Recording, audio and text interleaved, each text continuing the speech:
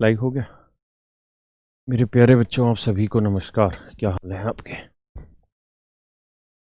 देखिए यार, जैसा कि हम पढ़ रहे थे पीछे, बढ़िया बढ़िया सवाल ले रहे हैं, नए नए मेथड सीखने को मिल रहे हैं, नई नई चीज़ें सीखने को मिल रही हैं। सारी बातों को बड़े ध्यान से सुना करो, समझा करो, खुद कोशिश किया करो सोल्व करने की। खुद ना कर पाओ तब आप फिर जो मैं करा रहा हूँ इस पे जाया करो। वरना तरीका यही है कि जो सवाल मैं करा रहा हूँ सबसे पहले आप उसे खुद सोल्व करने की कोशिश करिए। जब आपसे वो सवाल सोल्व ना हो तब आप फिर वो देखिए वीडियो, अदरवाइज खुद से सोल्व करने की कोशिश करें। ठीक है, आइए।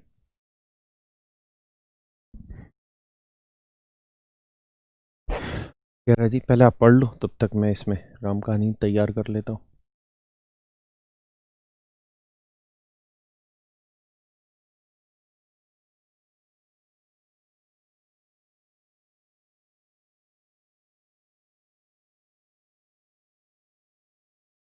देखिए यार, ये रिजल्ट वाली बात है, यहाँ से रिजल्ट ही सीखा जाएगा।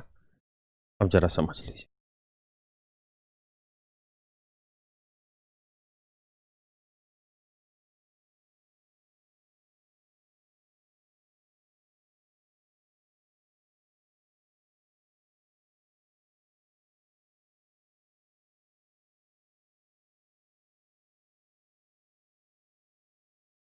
देखिए यार, इस पे कई सारे सवाल पूछे गए हैं।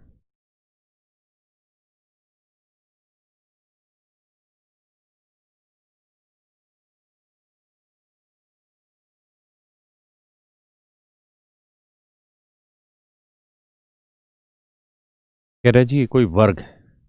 समझ रहे मेरे बच्चे, ये कोई वर्ग है। सवाल में कह रहा है, एक सेकंड अभी करा रहा हूँ।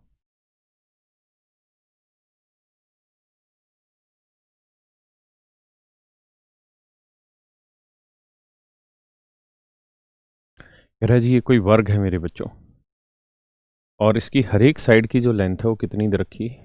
कुछ भी दे रखी है, मान लीजिए ए दे रखी है। कहता जी हमने यहाँ पे इसके कोनों को इस तरीके से काटा कि इसके अंदर एक रेगुलर ऑक्टागन बन जाए। मतलब जितना यहाँ से काटे उतना ही यहाँ से काटे, उतना ही यहाँ से काटे, और उतना ही यहाँ से काटे।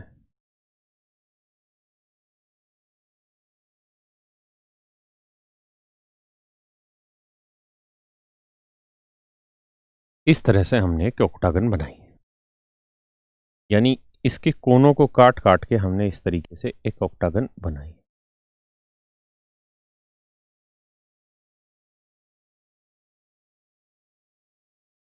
इस तरीके से हमने इसके अंदर एक ऑक्टागन बनाई है। बात समझ पा रहे हैं? थोड़ा और गहरा रंग कर देता हूँ, बात ऐसी है तो।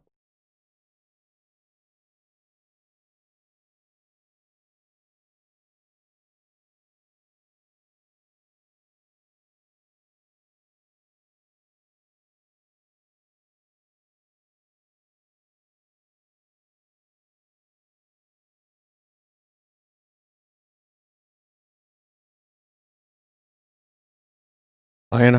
अब देखिए आप। अब मेरे बच्चों बड़ी बात ध्यान से सुनिए। अगर आप स्क्वायर के कोनों को काट के आपने एक ऑक्टागन बनाया है, तो इसका अंदर यहाँ से अगर ये x सेंटीमीटर काटा होगा तो यहाँ से भी कितना काटा होगा? x। तो ये वाली लेंथ निकाल देंगे, आप कहेंगे जी निकल जाएगी। तो मेरे बच्चों ये वाली लेंथ क्या होगी? √2x होगी। क्या होगी? √2x होगी। भाई ये x तो ये √2x होगी, और ये ऑक्टागन है, ऑक्टागन की सारी साइडें बराबर, ये भी a, ये भी a, ये भी a। अरे हाँ है ना? समझते हो कि नहीं? हाँ है ना? तो आप देखेंगे कि सर ये x तो ये होनी चाहिए √2x, तो यानी a जो है वो बेसिकली बराबर है √2x के। हम यूं भी कह सकते हैं कि सर x की जो वैल्यू है वो a/√2 होगी। अगर x की वैल्यू a/√2 है मेरे बच्चों, अगर x की वैल्यू a/√2 है, हमने ओहो हो, तो स्क्वायर की साइड कुछ और माननी पड़ेगी। हमने अगर ऑक्टागन की साइड a मान ली तो स्क्वायर की साइड s मान लेते हैं, कैपिटल S। यानी यहां से यहां तक की भुजा की लंबाई हम s मान लेते हैं। वर्ग की भुजा की लंबाई मेरे बच्चों क्या मान लेते हैं? s मान लेते हैं। ठीक है। और जो इसके अंदर कोने काट के ऑक्टागन बनाए उसकी साइड की लेंथ हम a मान लेते हैं। ठीक है जी, आइए अब कहानी को समझिए। कहानी ये है कि हमने यहाँ से x की वैल्यू निकाल ली, तो ये आई थी a/√2, यानी यहाँ से यहाँ तक की ये वाली जो लेंथ है ये a/√2 आई, ये वाली लेंथ। ऐसे ही जैसे यहां थी सेम वही लेंथ यहां आएगी, a/√2 है ना।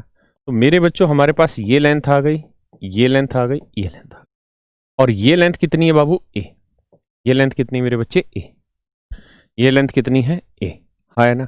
अगर मैं आपसे ये कह दूं तुम्हें या चुप रहूं, दिल में मेरे आज क्या है, बोलो दिल में मेरे आज क्या है। मतलब यहां से यहां तक का जोड़ करोगे तो ये वर्ग की भुजा के बराबर ही तो आ जाएगा मेरे बच्चों। तो a/√2 जमा a/√2, तो जोड़ो, तो a जमा a/√2 जमा a/√2, this is equal to s। तो यहां से सोल्व करोगे तो ये 1 और 1 2/√2 काटोगे तो ये √2a आएगा। यहां से a कॉमन ले लोगे तो यहां से a कॉमन लोगे तो √2 बचेगा, यहां 1 बचेगा, बराबर है। ये एक संबंध बन गया क्या, कि वर्ग की भुजा की लंबाई जो होगी वो ऑक्टागन की साइड की लेंथ का √2 + 1 टाइम होगी। ये पहला परिणाम हुआ। दूसरा, a की वैल्यू निकालना हो तो s, ये √2 + 1 बटे चला जाएगा, हर का प्रीमेयकरण कर देंगे तो √2 - 1 अपॉन √2 - 1। तो आप देखेंगे कि a इक्वल टू आ गया s इंटू √2 - 1। तो a + b into a - b² - b², दो में से गया 1। तो मेरे प्यारे बच्चों आप यहां पे भी गौर से देख रहे होंगे मेरी बात को, क्या कि यहां से एक और रिजल्ट बन गया क्या, कि अगर आपको ऑक्टागन की साइड चाहिए और किसी वर्ग के कोने काटे हैं और स्क्वायर की साइड s है तो आंसर होगा s इंटू √2 - 1। मानते हैं ये बात? अगर ऐसा मानते हैं तो आपके सवाल में क्या था, कहता दिए गए वर्ग से काटे जा सकने वाले बड़े से बड़े अष्टभुज की भुजा ज्ञात करें और स्क्वायर की साइड की लेंथ थी 16।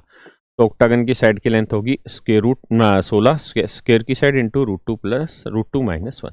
देखो जी कहीं आंसर है?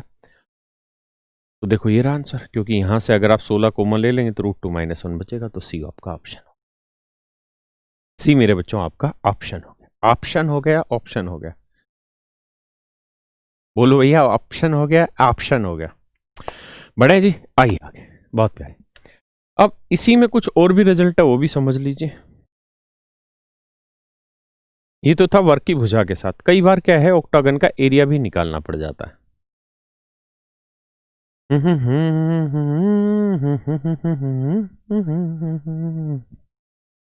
तो ऑक्टागन का एरिया कैसे निकाला जाए?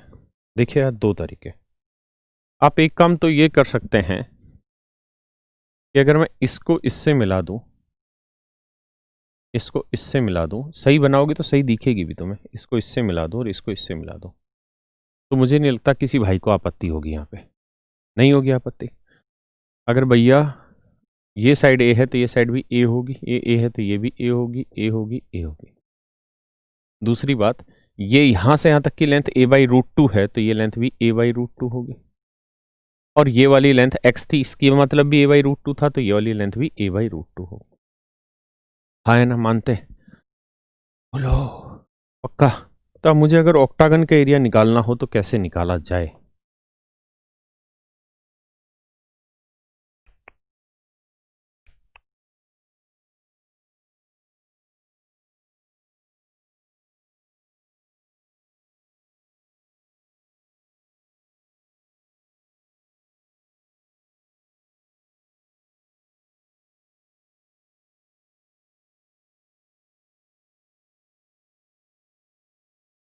मिटा मोटू या खराब कर रहा है तो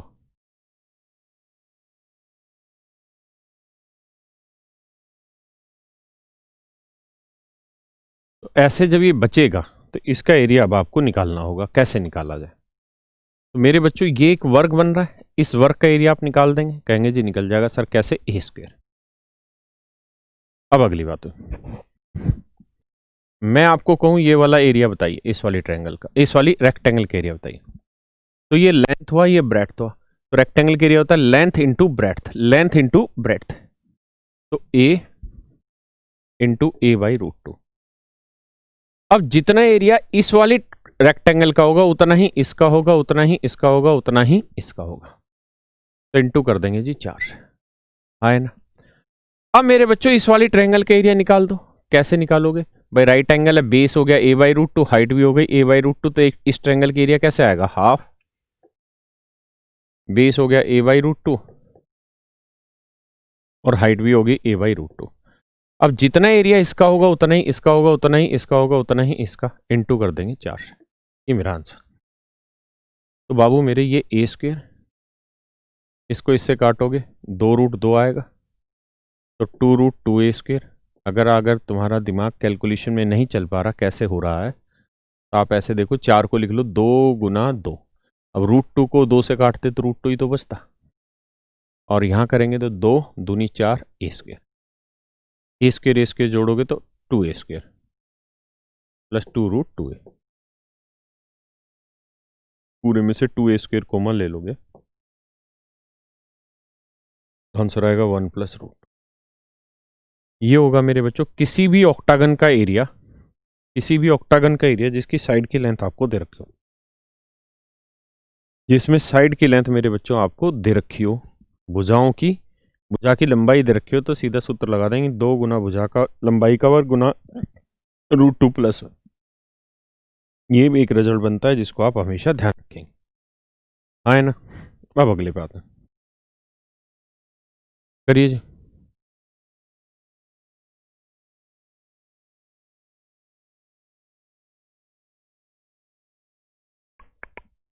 12 सेंटीमीटर भुजा वाली, ये सारे मीन्स के क्वेश्चन है।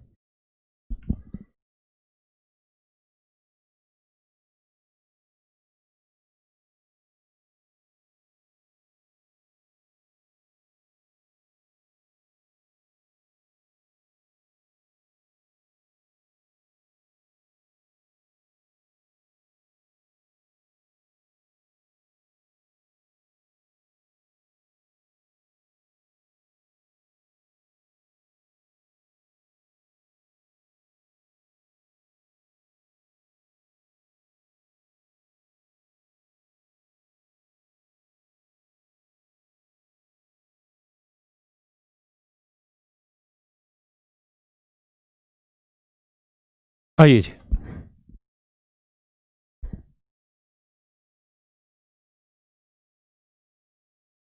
कहता है जी एक रेगुलर ऑक्टागन है, नहीं हेक्सागन है, बना दे रहे हैं भैया।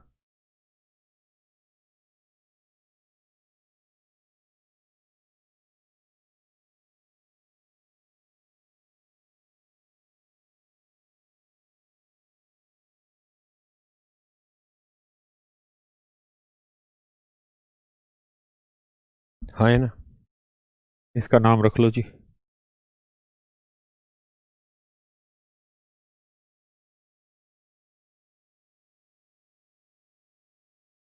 ही नाम है ना। What is the area of the triangle ECD।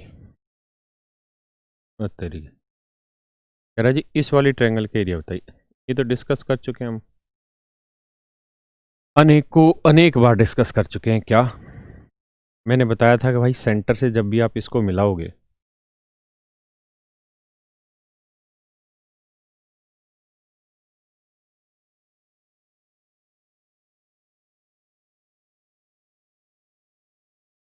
जब भी ऐसा काम करोगे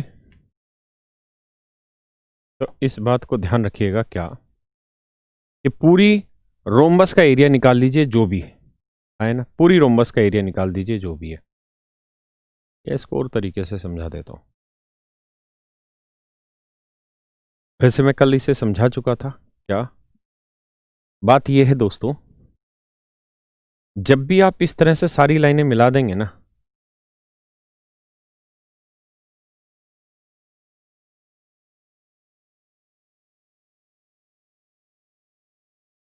देखिए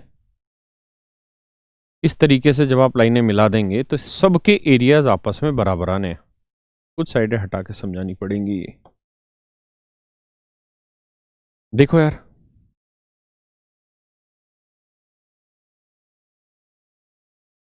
हाँ यहाँ ABCDEF आप अच्छे से जानते हैं रोम्बस बनेगी, हाँ है ना। हाँ आप कहेंगे जी हाँ रोम्बस बनेगी, हम इस बात को जानते हैं। और इस रोम्बस का एरिया हो गया कितना मेरे बच्चे, जो भी एरिया आ रहा होगा वही एरिया होगा, हाँ है ना। क्योंकि ये एक इक्विलेटरल ट्रायंगल बनेगी, ये एक इक्विलेटरल ट्रायंगल बनेगी, यानी ट्वाइस ऑफ इक्विलेटरल ट्रायंगल के एरिया वो होता है √3/4 A²। A² का मतलब बना A की वैल्यू 12 का वर्ग इतना। तो ये बना इस पूरी रोम्बस का एरिया, ये बना मेरे भाई इस पूरी रोम्बस का एरिया, इस वाली समचतुर्भुज का। क्यों? क्योंकि इस समचतुर्भुज में दो समबाहु त्रिभुज बन जाती, दोनों का क्षेत्रफल हमने कर दिया, एक समबाहु त्रिभुज का एरिया इतना है तो इंटू 2 कर दिया, है ना। तो ये निकल के आ गया पूरी हेक्सागन का एरिया। अब एक बात और समझो यार, जब इसको इससे मिला दोगे ना तो ये भी इस रोम्बस को दो बराबर एरियाज में बांटेगा, है ना। तो ये था इस समचतुर्भुज का क्षेत्रफल, इसका आधा करोगे तो 2 से 2 कट जाएगा, इसका एरिया भी वही इक्विलेटरल ट्रायंगल के एरिया आ जाएगा। 4 3 12 12 3 36 रूट 3 आपका आंसर आ जाएगा। 36 रूट 3 मेरे भाई आपका आंसर आ जाएगा। मैं यहाँ कुछ चीजें और भी समझाना चाह रहा हूँ, आपको कल भी ये चीजें डिस्कस की थी कि ये भी एक रोम्बस बनेगी, और रोम्बस में अगर इसको इससे मिला देंगे तो जितना एरिया इसका होगा उतना ही इसका होगा, इसको मिला देंगे तो ये भी जितना होगा उतना ही होगा, है ना। ये सारे एरियाज आपस में बराबर होने, क्लियर है। आइए सवाल पे पढ़िए जी, इसको करो भाई, बहुत प्यारा सवाल है ये, सारे मीन्स 2018 के क्वेश्चन।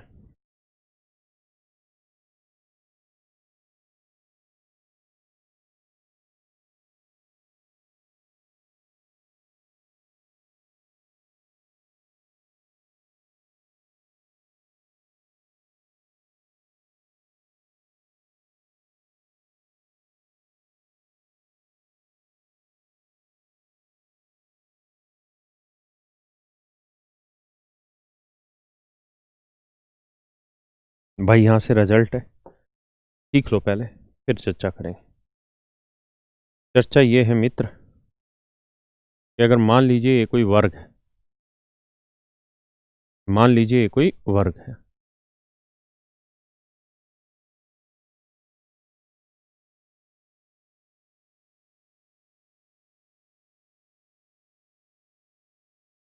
मान लीजिए जी ये कोई वर्ग है, ठीक है जी, क्या है बाबू? वर्ग।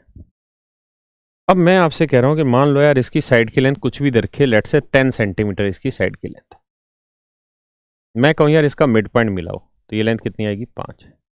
इसका भी मिड पॉइंट ले लो, इसका भी मिड पॉइंट ले लो, और इसका भी मिड पॉइंट ले लो, तो इसके सारे मध्य बिंदुओं को मिलाएंगे तो भी जो बनेगा वो हमेशा मेरे बच्चों एक वर्ग बनेगा, जो बनेगा वो भी मेरे बच्चों हमेशा एक वर्ग ही बनेगा। और ये साइड 5 है, ये साइड 5 है, तो ये लेंथ निकाल लोगे 5 रूट 2 आएगी, कितनी आएगी? 5 रूट 2। तो यहां से क्या बात समझ में आई? समझ में यहां से ये लेनी है कि भाई बड़े वर्ग की भुजा थी 10, छोटे वाले वर्ग की भुजा है 5 रूट 2, तो क्या रेशियो है इनका? रेशियो निकाल लो, 5 2 नहीं 2 अनुपात रूट 2, रूट 2 को इससे काटोगे तो रूट 2:1। इसका मतलब ये बना कि छोटे वाले वर्ग यानी मिड पॉइंट को मिलाओगे तो उस वाले वर्ग की साइड की लेंथ 1 है, तो बड़े वाले वर्ग की भुजा होगी रूट 2। ये बात आपको पहले से पता भी होगी, बड़े बड़े वाले वर्ग की भुजा होगी रूट 2, यानी जो इसकी साइड की लेंथ होगी उसका रूट 2 टाइम्स बड़े वाले स्क्वायर की साइड की लेंथ होगी, ये बात हम जानते हैं। दूसरी बात, एक बात बताओ, इस पूरे बड़े वर्ग का एरिया क्या हुआ? तो आप कहेंगे सर 10 का वर्ग 100, और इस छोटे वाले वर्ग का एरिया क्या हुआ? सर इसका एरिया तो 5 का वर्ग 25 दूनी 50। तो आप कहेंगे सर इनके एरिया का जो रेशियो है वो है 2:1, एरिया का रेशियो 2:1। साइड का रेशियो तो √2:1 है, और एरिया साइड का स्क्वायर ही होता है, तो 2:1। इसका मतलब ये बना कि जब भी आप किसी वर्ग के मध्य बिंदुओं को मिलाकर, भुजाओं के मध्य बिंदुओं को मिलाकर नया वर्ग बनाएंगे तो उसका एरिया हमेशा ही ओरिजिनल स्क्वायर के एरिया का आधा होगा, और साइड की लेंथ हमेशा √2 टाइम्स होगी। पक्का? अब सवाल पे चर्चा करते हैं। देखिए जी, कह रहा है जी कि ABCD का क्षेत्रफल क्या होगा अगर जो सर्कल बना है उस सर्कल का एरिया 38.5 है, सर्कल का एरिया 38.5 है। बड़ा कर लेते हैं इसको,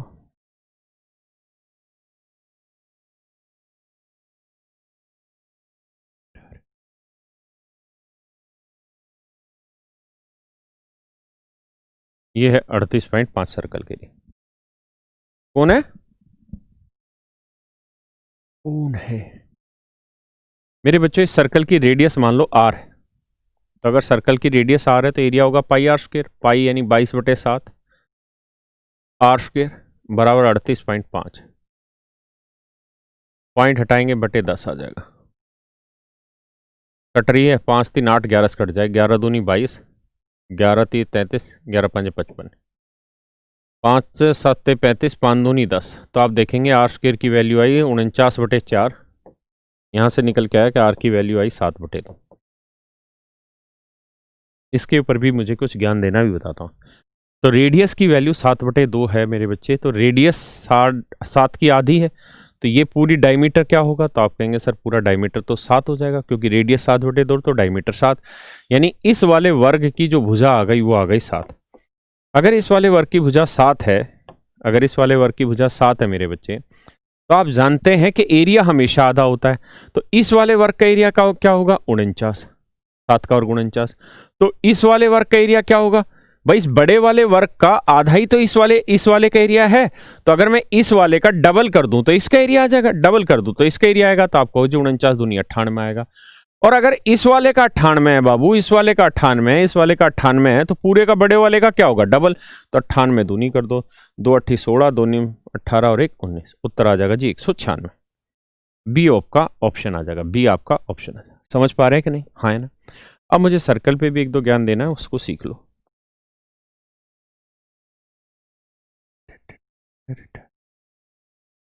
देखिए यार, कुछ डाटा है जिनको याद कर लेंगे तो आपका जीवन सुख में होगा। अगर सर्कल की रेडियस 7 है, ठीक है, अगर रेडियस 7 है, तो उसका सरकमफ्रेंस जो होगा, यानी जो पेरीमीटर होगा, आप जानते हैं वो होता है 2 पाई आर। 2 पाई का मतलब 22/7, आर वो 44 होगा। ठीक है। दूसरी बात, इसका एरिया जो होगा वो πr² होगा, 22/7। आर यानी 7 × 7, 154 होगा। मेरे बच्चों, 2 3 बातों पे ध्यान दो। क्या ये डाटा आप याद कर लेंगे तो आपके काम आएगा, क्योंकि लगभग सर्कल के जो क्वेश्चन है ना, उसमें रेडियस हमेशा 7 का मल्टीपल देना चाहता है। रेडियस हमेशा ही 7 का मल्टीपल आपको दे देगा। या तो रेडियस 7 देगा, या 7 की आधी देगा, या 7 की डबल देगा, या 7 का 3 गुना देगा, या 7 का 1.5 गुना दे देगा। यानी कुछ ना कुछ 7 के ही मल्टीपल में जाता है। ऐसा जरूरी भी नहीं है। लिखा क्या लिखा है हिंदी वाला?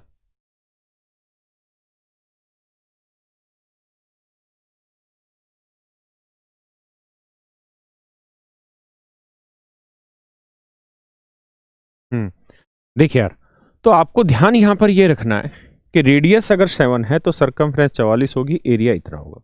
इस डाटा को रट लो, समझ लो ट्रिपलेट है 7 44 154। अगर मान लो रेडियस 7 की जगह 7/2 दे दे, आधी दे दे, तो सरकमफ्रेंस 22 होगी और इसका आधा हो जाएगा 77, एरिया 77 हो जाएगा। हाँ है ना। 7 44 154 याद रखो। अगर मान लो रेडियस डबल दे दे, 14 दे दे, तो 44 का डबल 88 और 154 का डबल 308। यानी अगर रेडियस डबल हो रही है तो सारी पैरामीटर डबल कर दो। रेडियस आधी हो रही तो सारे पैरामीटर आधे कर दो। रेडियस 5 गुना हो रही तो सारे पैरामीटर 5 गुना कर दो और आगे बढ़ते चले जाओ। हाँ है ना।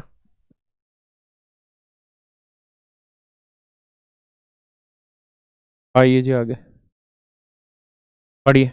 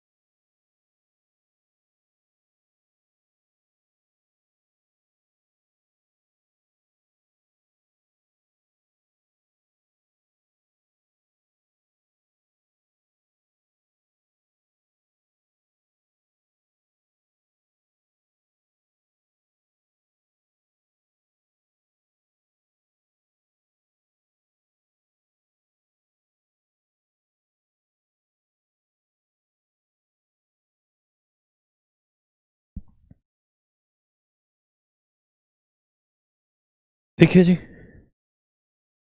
PQR is a triangle whose area is 180.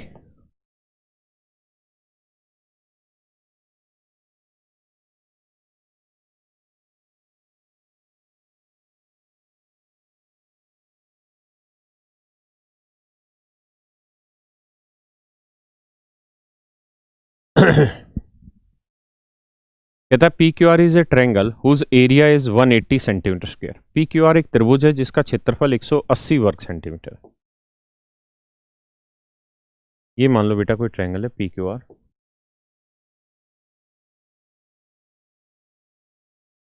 S is a point on side QR. भुजा QR के ऊपर कोई बिंदु S है. Such that PS is the angle bisector. ओहो, ताकि PS जो है वो एंगल बाइसेक्टर लगे, यानी इस कोण को दो बराबर हिस्सों में बांट दे. PQPR इन साइड की लेंथ का रेशियो 2:3 है. What is the area of the triangle PSI? ठीक है, देखिए यार, आप जानते हैं अगर ये एंगल बाइसेक्टर है तो प्रॉपर्टी जो रेशियो इस साइड का इस साइड से होगा वही रेशियो इस साइड का इस साइड से होगा. अब आप ये भी जानते हैं इन दोनों त्रिभुजों के केस में ये दोनों त्रिभुजों का आधार एक ही उभयनिष्ठ लाइन पर है. साथ ही साथ दूसरी बात, दोनों का एक उभयनिष्ठ शीर्ष भी है. तो अगर दो या दो से अधिक त्रिभुजें किसी एक उभयनिष्ठ सीधी रेखा पर आधारित हो और उनका एक उभयनिष्ठ शीर्ष भी हो तो उनके क्षेत्रफलों का अनुपात वही होता है जो उनके आधार की लंबाई का अनुपात होता है.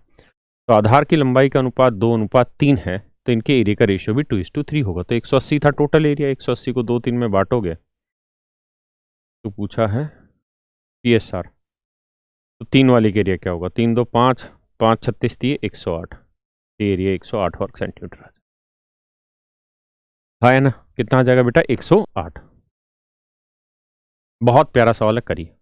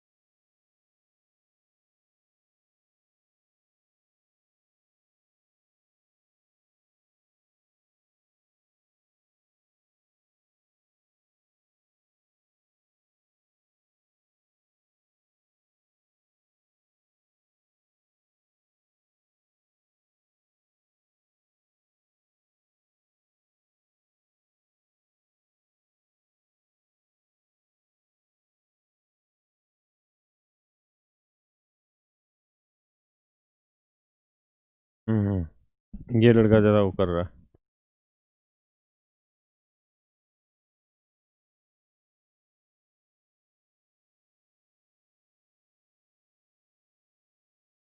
देखिए जी,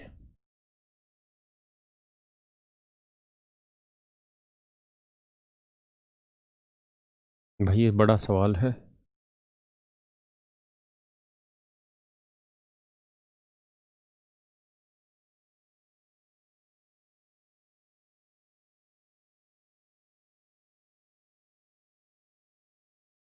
कह रहा भाई PQRS एक त्रिभुज, सॉरी चतुर्भुज है.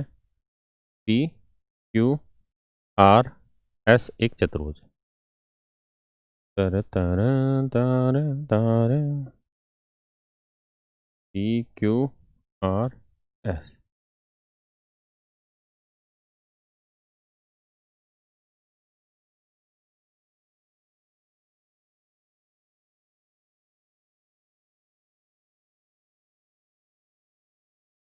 देखो जी, मजा नहीं आया.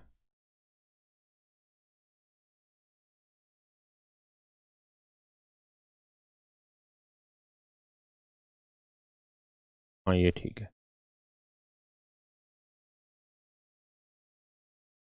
देखो मेरे बच्चों, बहुत ध्यान से समझना.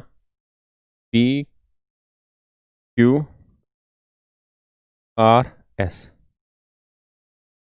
कह रहा जी ये कौन 60 डिग्री का, ये कौन भी 60 डिग्री का, ये 150 डिग्री का. तुरंत पल्ले पड़ गया 150 60 60, ये कौन कितने का आएगा? 90 डिग्री का. भाई चारों कोणों का योग तो चतुर्भुज का 360 होगा ना। अगर चारों कोणों का योग 360 है बाबू, तो ये 60 ये 150 आ गया। अब मैं क्या करता हूँ कि मैं इसको आगे बढ़ा लेता हूँ। बेटा देखियो, अननोन नंबर हो तो मेरे को बुला लियो। इसको ऐसे बढ़ा लेते, या रुक जा मैं जा रहा हूँ, एक बार करो बेटा।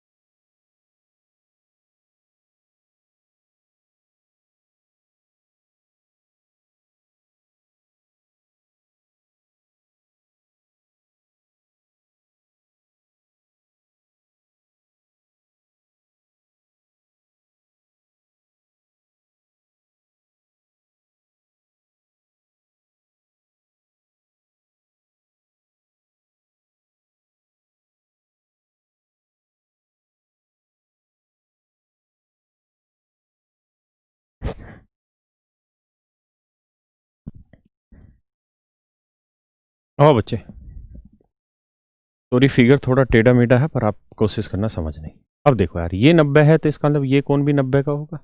हाँ है ना। या इनको बना दो अच्छा सा, अच्छा सा बनाते हैं तो कोई दूसरा कलर उठाते हैं।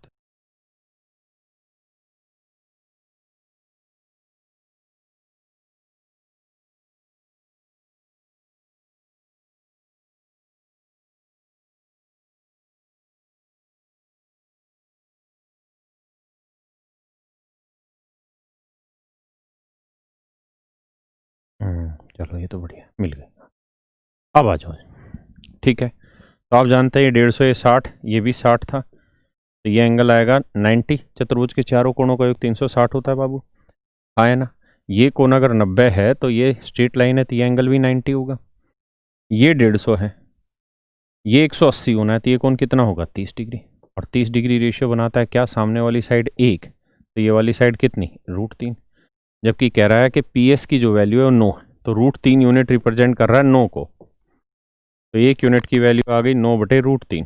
हर का प्रीमेकरण करोगे तो √3 गुना √3, तो 3 × 9, ये वैल्यू आएगी 3√3। इसका मतलब बाबू ये वाली जो वैल्यू है ये आ गई 3√3। पक्का ये वाली वैल्यू कितनी आ गई, 3√3। अब देखो जी, ये वाली वैल्यू कितनी है, 9। पक्का। अब मैं आपसे कहूँ कि यार इस ट्रायंगल का एरिया बताइए क्या होगा, तो आप कहेंगे सर हाफ इंटू बेस हो गया 9 और हाइट हो गई 3√3। ये आ गया बेटा मेरे इस त्रिभुज का एरिया, यानी 27/2, यानी 27/2√3। ये आ गया मेरे भाई इस ट्रायंगल का एरिया। किसी भैया को कोई दिक्कत है यहाँ तक, नहीं। अब अगली चर्चा पर शामिल करता हूँ आप सबको। ये बताओ, ये पूरी एक ट्रायंगल बनाई हमने। अगर ये पूरी ट्रायंगल बनाई तो ये कौन 60 डिग्री का था, हाँ है ना। ये 60 का था, ये 60 का था। अगर मैं इसको थोड़ी देर के लिए इग्नोर कर दूं, इसको थोड़ी देर के लिए इग्नोर कर दूं, तो ये बताओ बेटा, ये तो पूरी बड़ी ट्रायंगल हुई, ये 60 60 120, तो ये कौन कितने का होगा, तो आप कहोगे जी ये 60 का होगा। इसका मतलब ये तो इक्विलेटरल ट्रायंगल बन गई। और ये साइड दे रखी है सवाल की कितनी, 18। ये साइड कितनी दे रखी है बाबू, 18। अगर ये साइड 18 है तो पूरी ट्रायंगल का एरिया कितना आ गया, आप कहेंगे जी पूरी ट्रायंगल का एरिया इक्विलेटरल बन गई। ये 18 है तो ये भी 18 है, ये भी 18, समबाहु त्रिभुज बन गई ना भाई। तो समबाहु त्रिभुज का एरिया होगा √3/4 a²। तो √3/4 a², यानी 18 × 18। तो 9, 9 2 से काटा, 9 9 81√3। तो पूरी इक्विलेटरल ट्रायंगल के एरिया आया 81√3। इसमें से घटा देते हैं 27/2√3। अब घटाएंगे तो 81 दूनी आएगा, 2 एकम 2, 2 8 16 में से 27 घटा दो, 12 में 7 गया 5, है ना, 5 में 2 गया 3, 135। तो उत्तर आएगा 135/2√3। ये एरिया आया। कैसे आया भाई, पूरी इक्विलेटरल ट्रायंगल के एरिया निकाल लिया, उसमें से हमने इस वाली ट्रायंगल के एरिया घटा दिया, तो इसी का तो क्वाड्रिलेटरल का तो एरिया आया। तो आंसर आया 135/2 और ऊपर √3, यानी option C is your correct answer. Okay, करो जी।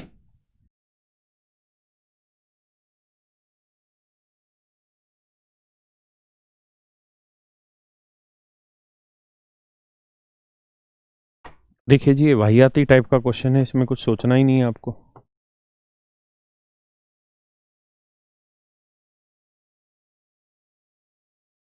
कहता है एक ट्रेपीजियम है, इसके जो डायगोनल है वो एक दूसरे को 2:9 में विभाजित करते हैं।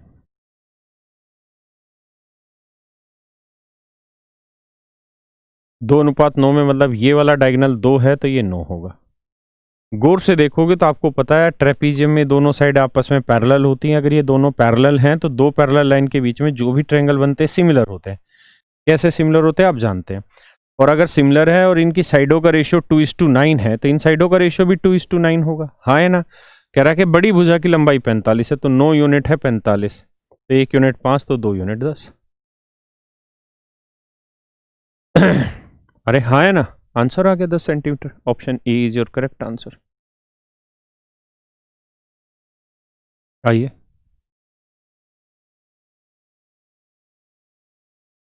करो भैया।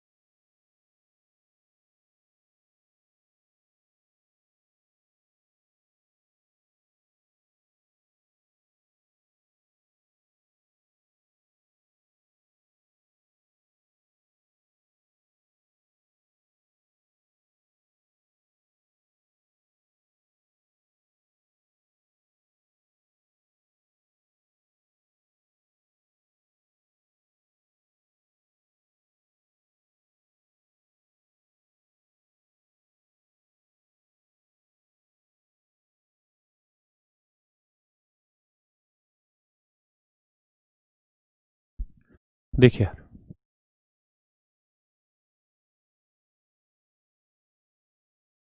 The sum of radius of two circle is 91। कहता है दो सर्कल है उनकी रेडियस का सम, एक की आर मान लो एक की स्मॉल, तेरी तो एक की आर मान लो एक स्मॉल आर मान लो। कहता है ये 91 है।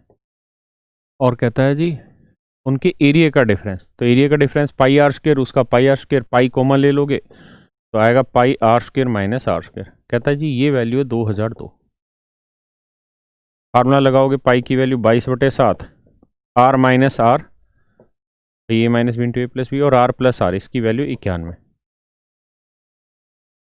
अब देखिए यार, 7 से काटोगे 13, 2 से काटोगे 11 दूनी 22, 11 से कट जाएगा, 11 एकम 11, 9 बचा, 11 88, 11 दूनी 22, 2 से काटोगे 2 नीम 18, 2 एकम 2, 13 7 91 तेरी का। तो आर माइनस आर की जो वैल्यू आई वो आई 7।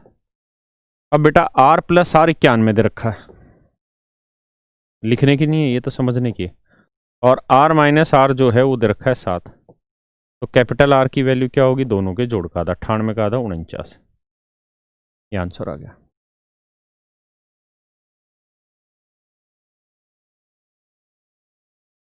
हाँ है ना। आइए भैया।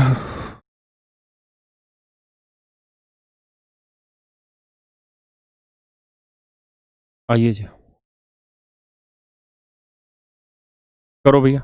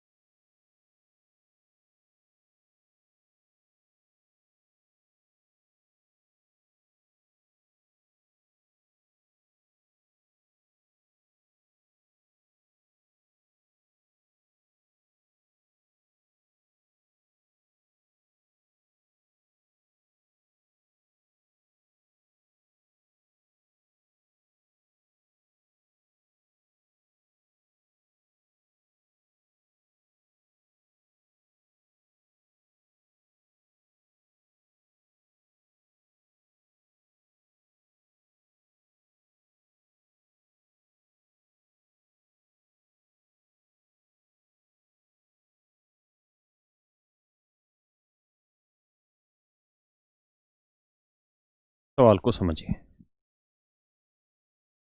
मैंने ये आपको कई बार बताया कि जब भी कोई सेमी सर्कल दे रखा हो और इसके अंदर कोई भी ट्रायंगल बनाई गई हो, सेमी सर्कल में कोई भी ट्रायंगल बनेगी, आप जानते हैं राइट एंगल ट्रायंगल बनेगी। अब आपको ये कहेगा कि भाई ये वाली जो साइड है इसको अगर डायमीटर मान ले, इस वाली साइड को डायमीटर मान ले और इसके ऊपर हम एक सेमी सर्कल खींच दिया जी। इस वाली साइड को डायमीटर मान दे और इसके ऊपर एक सेमी सर्कल खींच लिया जी। फिर कहेगा जी ये जो शेडेड पोर्शन है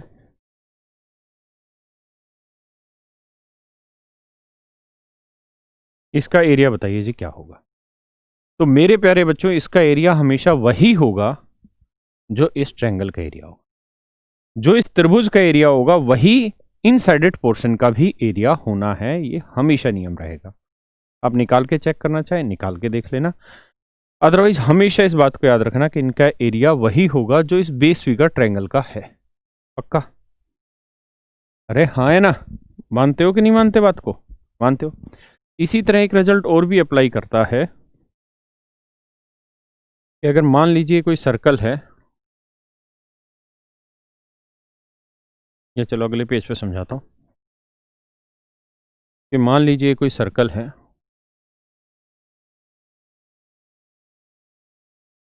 और अगर इसके बाहर ये दूसरा सर्कल बन गया है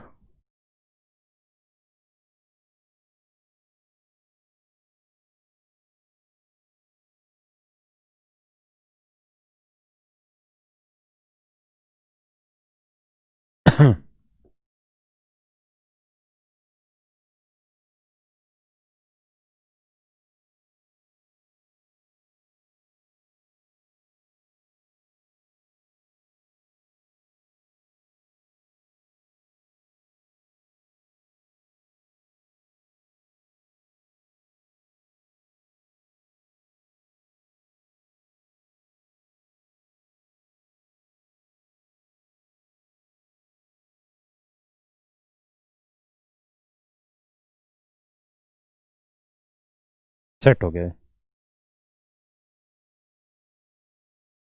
अगर ऐसे बना दिया जाए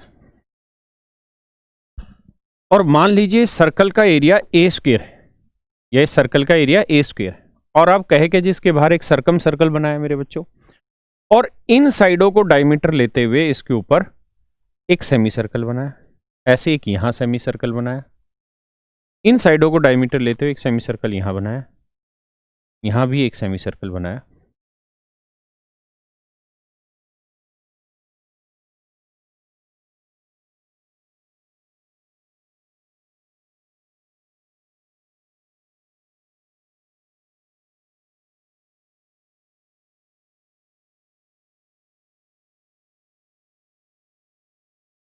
एक ये बना, और फिर आपसे कह देगा जी शेडेड पोर्शन का एरिया बताइए। तो मेरे बच्चे शेडेड पोर्शन का एरिया वही रहेगा जो इस बेस फिगर का है, जो सबसे बेस फिगर होगी उसका जो एरिया होगा वही इस शेडेड पोर्शन का भी एरिया रहेगा। ठीक है, ये दो रिजल्ट है, एक यहां वाला और एक यहां वाला, दोनों को आप याद रखिएगा, हर जगह काम आने। अब यहां जी कह रहा जी साइडें हैं 21, 28, 35, 21, 28 और 35 साइडें हैं, तो कह रहा है कि भैया आप इसका एरिया निकाल के बताइए। तो आप ये देखिए, पहले राइट एंगल है, क्या है, ट्रिपलेट बन रहा है कि नहीं, तो 21, 28, 35 आप देख रहे हैं, 7 या 21, 7 चौक 28, 7 5 35, हाँ सर 3 4 5 रेशियो आ रहा है, ट्रिपलेट बन रहा है, इसका मतलब ये राइट एंगल है, 35 के सामने वाला राइट एंगल होगा, हाँ है ना। तो अब क्या करना है, अब हमें ये काम करना है यहाँ पे कि सबसे बड़ी साइड तो हाइपोटेन्यूस होगी, तो half into base into height, 21 गुना 28, 14 आएगा भैया, 14 एकम 14, 14 दूनी 28 और 1 29। इसका मतलब इस ट्रायंगल का एरिया 294 है, तो जितना इस ट्रायंगल का एरिया होगा उतना ही इन शेडेड पोर्शन का भी एरिया होगा।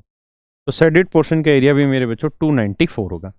आप अगर अपनी मन की संतुष्टि चाहते हैं तो आपको कुछ नहीं करना, आपको ये देख रखा है कि ये जो 35 है इसे डायमीटर मान के हमने एक सेमी सर्कल ड्रॉ कर दिया, आप इस सेमी सर्कल का एरिया निकाल दें। ठीक है जी, फिर क्या करें, आप टोटल एरिया ले लें। Total area in the sense कौन सा, जो डिटेल करना चाह रहे हैं, ये वाला सारा एरिया ले लें, ये वाला सारा एरिया ले लें। कैसे निकलेगा जी ये सारा एरिया, भाई 28 वाली को ही तो आपने डायमीटर मान के सेमी सर्कल खींचा है, और इस ट्रायंगल का एरिया ले लें।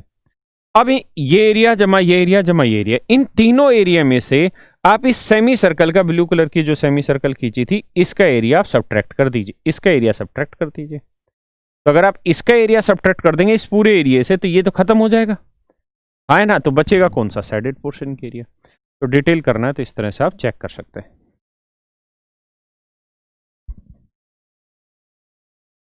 करिए जी इसका।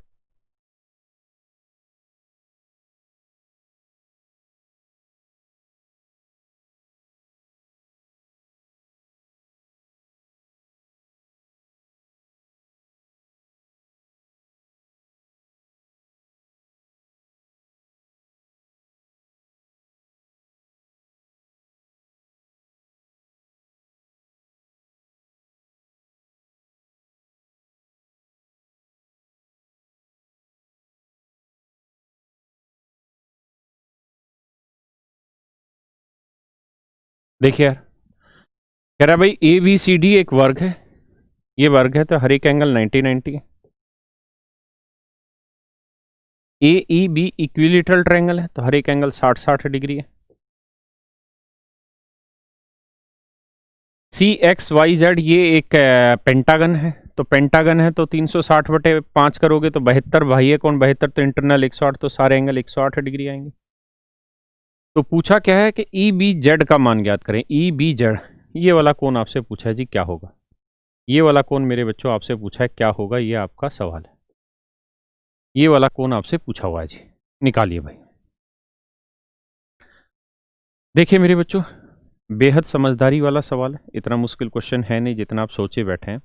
आप जानते हैं ये वाला कोण 108 डिग्री होगा, है ना। आप कहेंगे सर कैसे, तो बताता हूँ कैसे। ये 108 होना है क्योंकि पेंटागन का हर एक एंगल इक्वल होता है। ये 108 है, ये 90 है, ये 60 है, तो ये कोण निकाल दोगे, आप कहोगे जी निकल जाएगा, मिट गए। कैसे निकलेगा भैया ये कोण, 360 में से 90 घटाया 108 और 60, तो ये आया 168 जमा 90, 258। तो 360 में से 258 घटाओगे, मतलब 260 घटाओगे तो 100 थी, 102 आया। इसका मतलब ये वाला कोण 102 डिग्री। पूछा क्या आपसे, ई बी जेड, यही तो पूछा था भाई। तो ई बी जेड हो जाएगा 102 डिग्री, यही आपका आंसर है। ए, आसान सा सवाल है, हाँ है ना, पक्का।